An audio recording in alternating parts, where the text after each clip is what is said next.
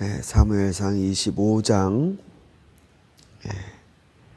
5절에서 10절까지의 말씀입니다.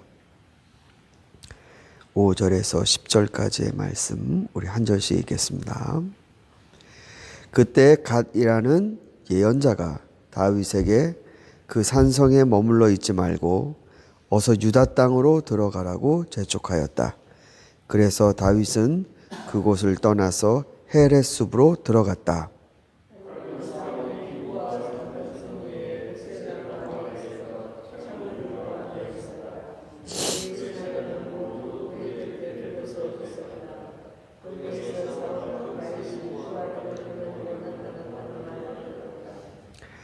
사울이 둘러서 있는 신하들에게 호통을 쳤다.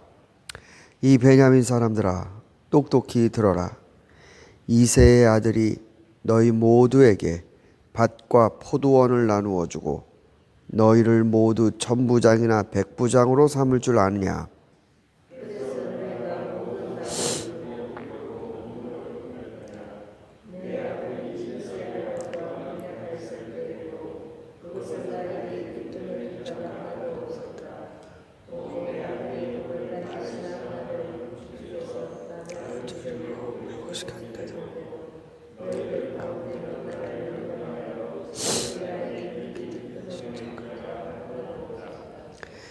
바로 그때 사울의 신하들 가운데 끼어있던 에돔 사람 도액이 나서서 보고하였다. 제가 이새의 아들을 보았습니다. 그가 노브로 와서 아이두베의 아들 아히멜렉과 만날 때였습니다. 그때 아히멜렉이 다윗이 해야 할 일을 주님께 여쭈어 보고 나서 그에게 먹을 것도 주고 블레셋 사람 골리앗의 칼도 주었습니다. 네, 이제 장면은 사울에게로 앵글이 이제 옮겨집니다. 다윗은 아둘람 동굴에서 이제 피하여 헤레숲으로 이동하고 이제 기브아에 있었던 사울에게로 이제 장면이 옮겨지는 것이죠. 사울이 창을 들고 있었다라고 되어 있습니다.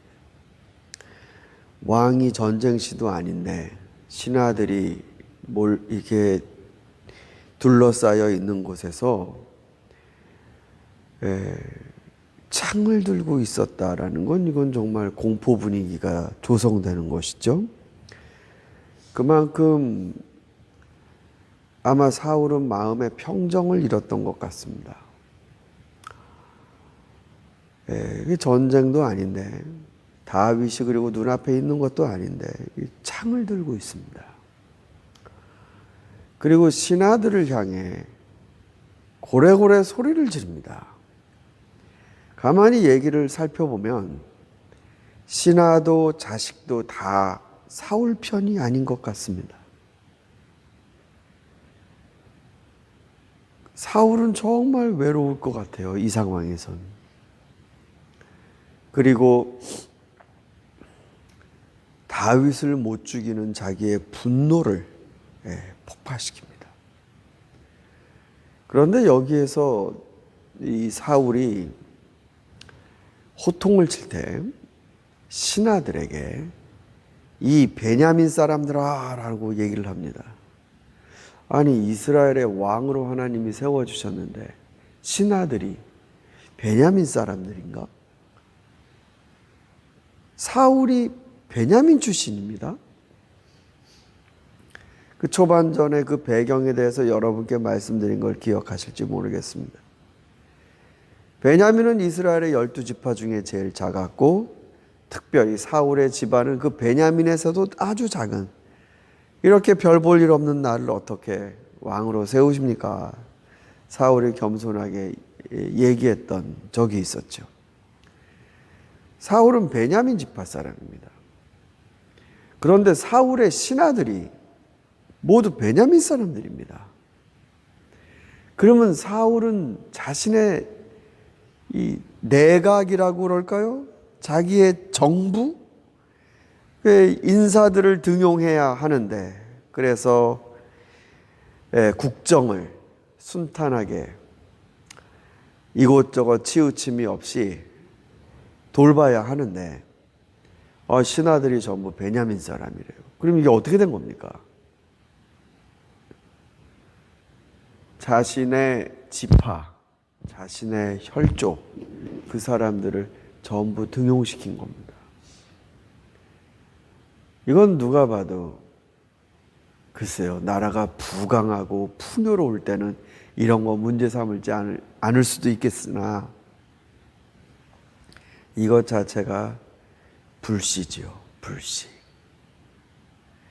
하나님 앞에 왕을 달라고 구했던 이스라엘 백성이 우르르 몰려가서 사무엘에게 왕 세워달라고 그럴 때 모든 지파를 모아놓고 아우를 수 있는 왕을 세웠는데 그 왕이 정작 자신의 실권을 자기 베냐민 사람들로만 구성한다? 이거는 굉장히 위험한 선택입니다. 그러면 사울은 왜 그렇게 했을까요? 간단합니다. 못 믿겠다는 거죠. 고향 사람, 자기 피부치의 지인, 이스라엘 백성을 통치하는 데 있어서 사울은 백성에 대한 자신감이 없습니다. 자, 백성들이 나를 어떻게 생각하는가가 굉장히 민감했던 사람이에요, 이 사울은. 하나님의 말씀을 기다리면서 자신이 해야 할 일과 사무엘이 해야 할 일을 정확히 중심을 잡고 분별했던 사람이 아닙니다. 사무엘을 기다려야 하는데 사람들이 술렁술렁거리니까 본인이 그만 사무엘이 해야 되는 일을 자기가 해버립니다. 전투에서 아가왕을 잡아갖고 하나님이 진멸하라, 이 아말렉 족속을 진멸하라. 근데 또 백성들이 이 아까운 걸, 전쟁에서 크게 이겼으면 당연히 전리품을 가져야지. 그때 또 사울은 또 흔들립니다. 중심을 잡고 하나님의 말씀으로 백성을 안 된다, 기다려라, 이러면 우리가 하나님께 죄를 범하는 것이다, 이런 선을 못 그어줍니다. 아니 그럼 백성이랑 그 백성의 소리를 그렇게 가까이 듣고 그거에 민감했으면 그 백성들을 잘 이해하거나 백성들에 대한 자신감을 가져야 되는데 또 그게 아니에요. 이 사람은 사실은 지금 마음이 붕 떠 있습니다. 처음부터 이러진 않았습니다. 처음에는 하나님의 사람으로 겸손했습니다. 그래서 사무엘도 사울을 보고 기뻐했었죠. 그런데 그 중심이 하나님이 나를 세우시고 하나님의 백성을 돌보게 하셨다라는 것을 이탈해 버리니까 이게 지금 연쇄 반응에 빠집니다. 그리고 자기 자식조차도 자기를 죽이려 한다는 생각을 갖고 있습니다. 신하들도 다 다윗 편이라고 생각하면서 이 기브아에 있는 겁니다. 참 안 됐습니다. 오로지 남은 거라고 자기의 자존심과 분노. 그러나 이게 한 개인일 때는 별 문제가 아니지만 왕이 이러면 여러분 이제 정의가 뭐냐는 건 중요하지 않습니다. 진리에 따라서 옳고 그름이 뭐냐라는 건 중요하지 않습니다. 왕이 이러면 지금 얘기하지 않습니까? 다윗을 죽여야 되는 이유는 다윗이 이 이스라엘에 불의하고 하나님 앞에 벌 받을 짓을 했기 때문에 죽어야 되는 게 아닙니다. 다윗이 왕이 되면 너희들 나만 할 것 같으냐?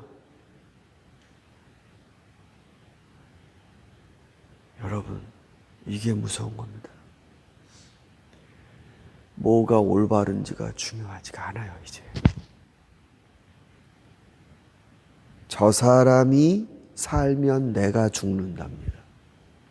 그러니까 하나님의 거룩한 백성들이 하나님의 말씀과 진리에 따라 오늘 우리 찬양한 것처럼 거기에서 생명이 나오는데 왕이 중심을 잃게 되면 이제 그 나라 전체가 정의를 상실하게 됩니다. 사랑하는 우리 새벽의 성도 여러분, 여러분들은 무엇이 옳고 무엇이 틀린지 잘 분별하실 수 있습니까? 이거를 분별하려면요, 제일 먼저 이치를 깨닫는 게 중요한 게 아니에요.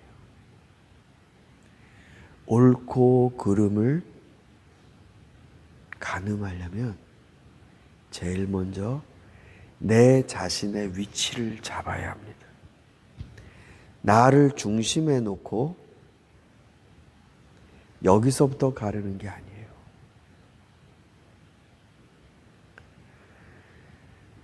자기 객관화라는 게 너무나 필요한 일이지만 굉장히 어렵다고 합니다. 자기 객관화. 자기 내면을, 그런 말을 하더라고요. 이재철 목사님, 한국의 100주년 기념교회 이재철 목사님이 주님의 교회를 올림픽 선수촌에서 이제 섬기시기 그 전에 그 선임자로 이명수 목사님이라는 분이 계셨습니다. 아주 겸손하시고 훌륭한 목회를 하셨던 분이신데, 이분은 참 큰 교임에도 불구하고 다 그냥 미련 없이 내려놓으시고 우리 교인들의 그리고 목회자들의 영성, 하나님을 만나는 훈련, 이거를 감당하시겠다고 어느 산골짜기에서 모세골 공동체라는 걸 시작을 하셨습니다. 모세골 공동체. 이 목사님이 하시는 말씀 중에 하나가, 사람은 자기와 편해야 된대요.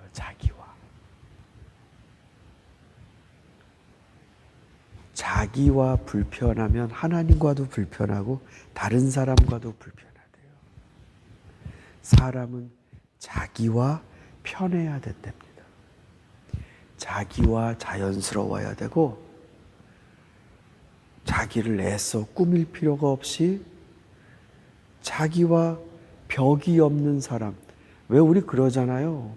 다른 사람 앞에선 가면 쓰고 나타나는데 나중에 알고 보면 그게 자기를 속이고 있는 거예요. 이 목사님은 그런 걸 너무 많이 본 겁니다.